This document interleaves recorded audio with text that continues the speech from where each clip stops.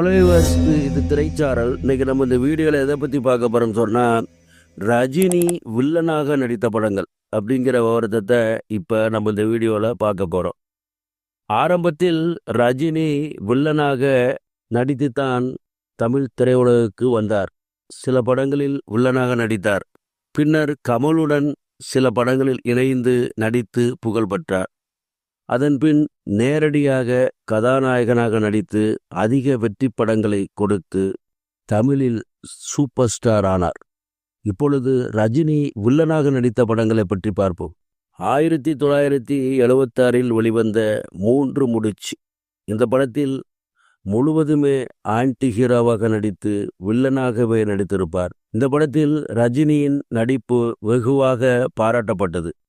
அடுத்து கவிக்குயில், இதிலும் எதிர்மறை கேரக்டரில் நடித்தார் ரஜினி.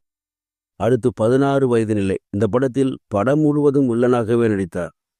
கமலின் நடிப்பு இந்த படத்தில் மிகவும் பாராட்டப்பட்டாலும் ரஜினியின் நடிப்பு வெகுவாக பாராட்டப்பட்டது. இதில் ரஜினி நல்ல புகழை பெற்றார். அடுத்து ஆடு புலி ஆட்டம், இந்த படத்தில் வில்லனாக நடித்தார். அடுத்து காயத்ரி, இந்த படத்திலும் வில்லனாக நடித்தார்.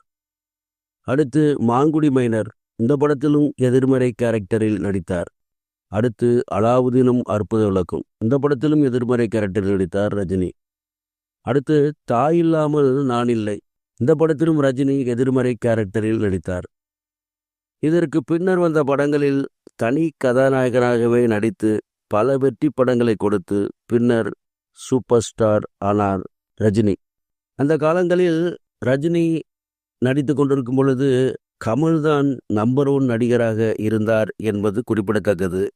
அதன் பின்னர் தொடர்ச்சியாக பல சூப்பர் ஹிட் படங்களை கொடுத்து ரஜினி நம்பர் 1 அந்தஸ்துக்கு வந்து சூப்பர் ஸ்டார் ஆகிவிட்டார். சரிவஸ், இந்த கலர் துணை முடிகிறது. அடுத்த ஒரு நல்ல கண்ணை சந்திக்கிறேன். நன்றி.